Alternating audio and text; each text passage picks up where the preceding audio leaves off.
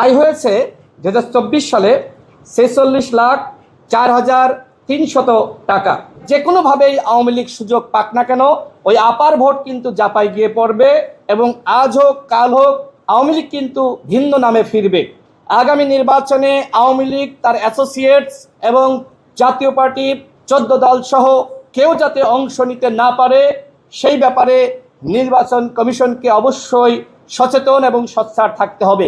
গণ অধিকার পরিষদের 24 সালের যে আর্থিক বিবরণী, প্রারম্ভিক জের ছিল 5,000 টাকা।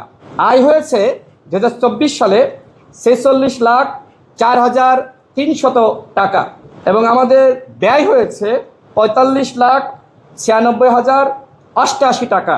বর্তমানে আমাদের ওই বছরের উদ্বৃত্ত 13,212 টাকা। একটা সিএ ফার্মের মাধ্যমে আমরা এটা প্রস্তুত করে মাননীয় প্রধান নির্বাচন কমিশনারের হাতে তুলে দিয়েছি।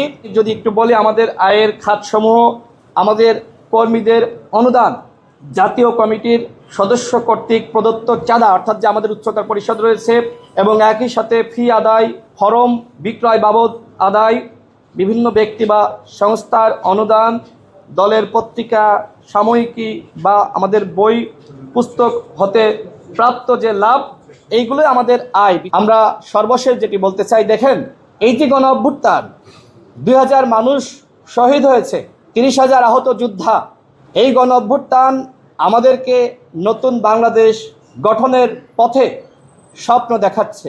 এই ব্যাপারে আমরা প্রধান নির্বাচন কমিশনারকে বলেছি যে আপনার হাতে মহান আল্লাহ রব্বুল আলামিন সেই সুযোগটা দিয়েছে, আপনি হতে পারেন বাংলাদেশের ইতিহাসে সবথেকে শ্রেষ্ঠ প্রধান নির্বাচন কমিশনার। এবং আমরা তার কর্মযোগ্য ইতিমধ্যে দেখেছি যে তিনি সেইভাবেই কাজ করছেন। তার চাকরি জীবনে তিনি একজন দুর্নীতিমুক্ত মানুষ ছিলেন।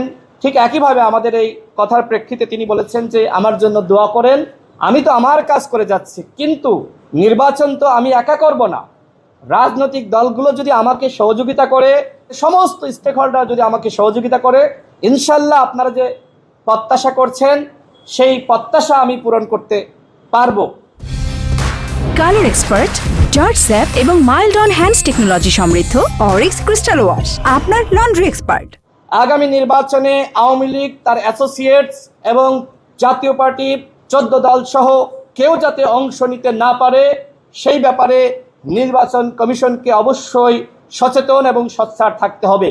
অন্যথায় যে কোনোভাবেই আওয়ামী লীগ সুযোগ পাক না কেন, ওই আপার ভোট কিন্তু জাপায় গিয়ে পড়বে এবং আজ হোক কাল হোক আওয়ামী লীগ কিন্তু ভিন্ন নামে ফিরবে। এ বিষয়ে নির্বাচন কমিশনারের সাথে কথা হয়েছে যে আপনি তো গণ অভ্যুত্থানের পরে দায়িত্ব নিয়েছেন, যদি আওয়ামী লীগ কোনোভাবে ফিরে আসে, যেমনিভাবে আপনার পানিশমেন্ট দিবে, আপনাকে ফাঁসিতে ঝুলাবে, ঠিক একইভাবে যারা বিপ্লবী ছিল, গণ অভ্যুত্থানের স্টেক হোল্ডার ছিল, তাদেরকে ফাঁসিতে ঝুলাবে। সুতরাং আপনার আমাদের সবার দায়িত্ব এই ফ্যাসিবাদকে কিভাবে প্রতিহত করা যায়, কিভাবে নির্মূল করা যায়,